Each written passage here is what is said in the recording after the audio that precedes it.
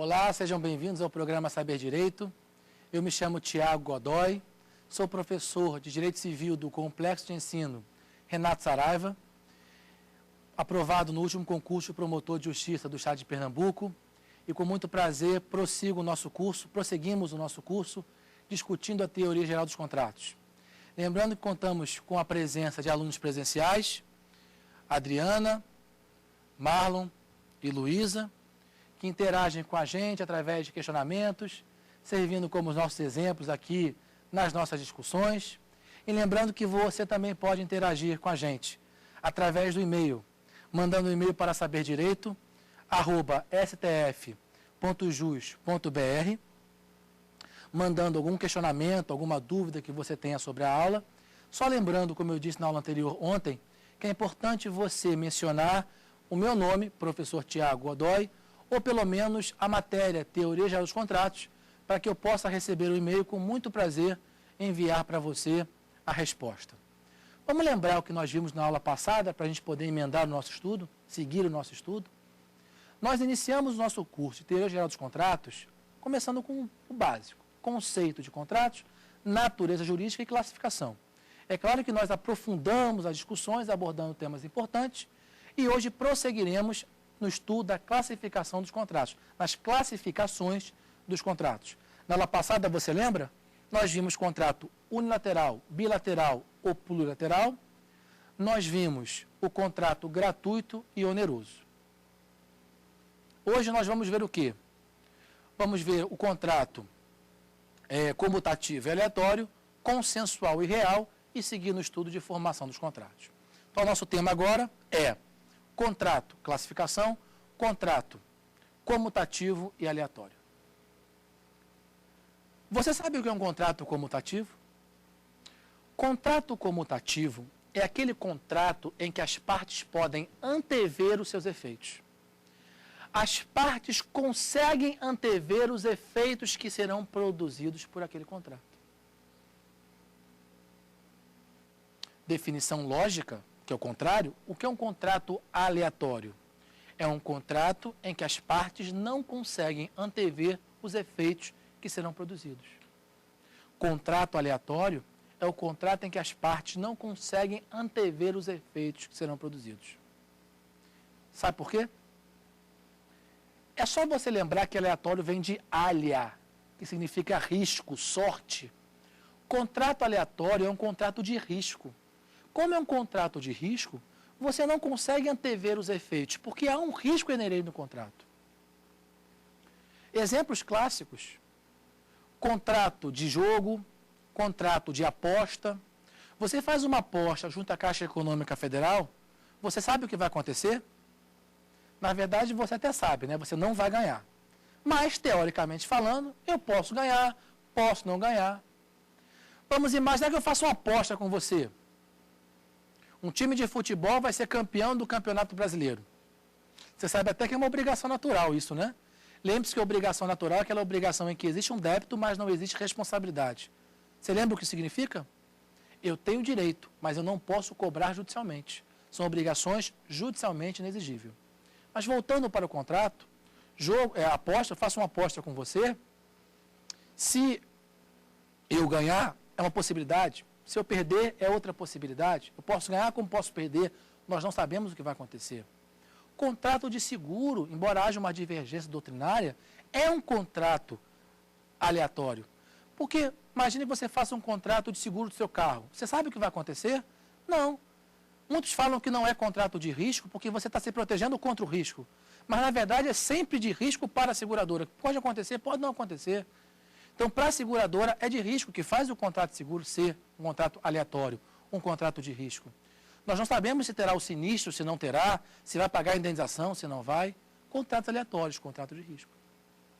Já o contrato bilateral, já o contrato comutativo, as partes conseguem antever os efeitos porque não há um risco intrínseco. Compra e venda é um contrato comutativo. Nós sabemos o que vai acontecer.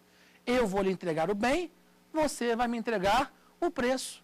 Ah, professor, mas se a pessoa for insolvente e não pagar, eu cobro judicialmente, penhora de bens, enfim. Ok? Mas, de qualquer forma, a gente consegue antever os efeitos. Qual é o grande efeito da classificação dos contratos comutativos e aleatórios? O que nós já vimos no contrato oneroso e gratuito. Irresponsabilidade por evicção e vício redibitório nos contratos aleatórios. No contrato aleatório, você assume o risco, doutor. Você assume o risco, doutora. Você assume o risco, meu querido aluno estudante, que está iniciando seu estudo na matéria do direito. Você assume o risco. Então, você não pode reclamar se seu carro que você comprou está quebrado, vício redibitório, ou se você perdeu pela evicção.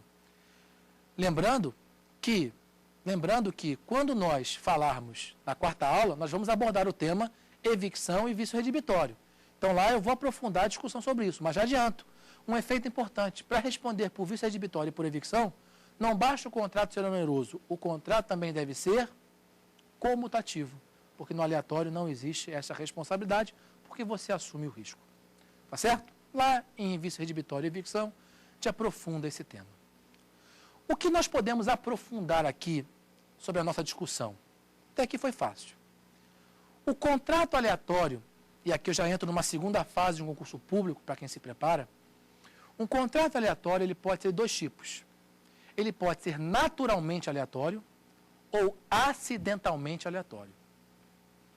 O contrato aleatório ele pode ser naturalmente aleatório ou acidentalmente aleatório. Contrato naturalmente aleatório é o contrato tipicamente aleatório. É da natureza dele ser aleatório. Seguro, jogo e aposta. Já o contrato acidentalmente aleatório é aquele contrato que acidentalmente é aleatório. O nome explica. Ele é atipicamente aleatório. Ou seja, é um contrato que naturalmente ele é comutativo, mas em razão de uma circunstância específica, naquele caso, ele se tornou aleatório. É um contrato que é naturalmente comutativo. É da essência dele ser comutativo. Mas em razão de uma circunstância específica daquele caso, naquele caso ele será aleatório. Se você pegar o seu Código Civil no artigo 458 e seguintes, você vai ver que a teoria geral dos contratos trata do contrato aleatório, tratando de dois tipos de contratos de compra e venda aleatórios. Compra e venda é um contrato de essência comutativo. A gente consegue antever os efeitos. Mas em duas circunstâncias específicas ele será aleatório. Quando? Compra e venda de coisa futura e compra e venda de coisa exposta a risco. Compra e venda de coisa futura e compra e venda de coisa exposta a risco. Eu posso comprar uma coisa que nem existe ainda? Claro que eu posso. Eu posso chegar na sua fazenda e falar assim, ó, toda a sua safra de laranja eu compro, está aqui o dinheiro. Se eu compro coisa futura, eu estou assumindo um risco. Porque pode existir, pode dar uma praga e não ter laranja nenhuma, pode vir mais do que eu espero, posso vir menos do que eu espero. Contrato de compra e venda é um contrato comutativo. Mas se você compra uma coisa futura, você está assumindo risco. Então, contrato de compra e venda de coisa futura é um contrato atipicamente, acidentalmente aleatório. E se você compra uma coisa que já existe, mas está exposta a risco, e você assume esse risco, é um contrato aleatório. Por exemplo, eu vou comprar cerâmica da África, que será transportada num navio até o Brasil. Veja, uma cerâmica é um material frágil.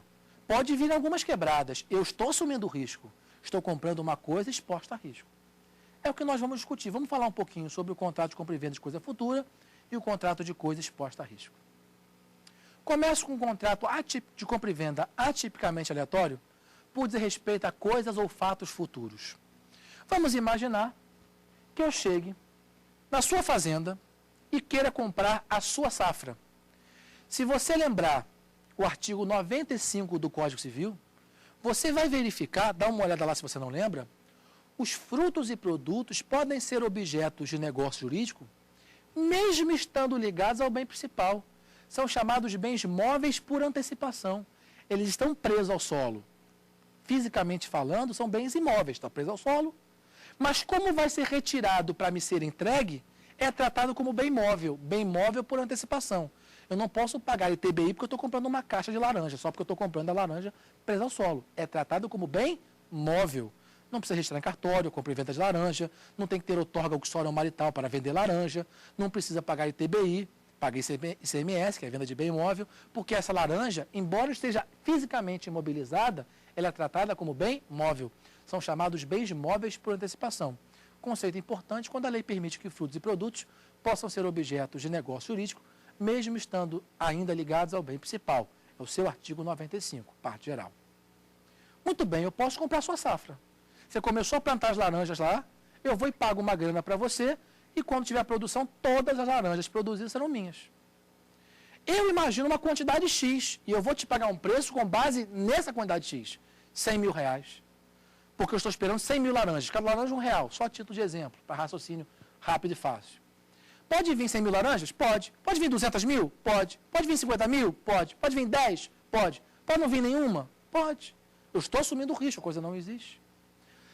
Só que quando eu compro coisa futura, eu posso assumir um risco total ou posso assumir um risco apenas parcial, quase total. Mas vou chamar parcial porque não é total. Por quê? Porque eu posso assumir risco na existência ou assumir um risco na quantidade. Como assim? Quando eu celebro com você um contrato compra e venda atipicamente aleatório, por dizer respeito a coisas ou fatos futuros, em que eu assumo um risco total ou parcial. Se eu assumir um risco total, mesmo que não venha nada, você faz jus ao preço, eu vou ter que te pagar. Eu estou assumindo um risco total.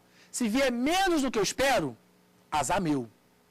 Se vier mais do que eu espero, bom para mim. Se vier menos, azar meu. Se não vier nada, azar meu, vou ter que te pagar do mesmo jeito. Eu assumi um risco total, eu assumi um risco contra a existência. Mesmo que não exista, você faz jus ao preço.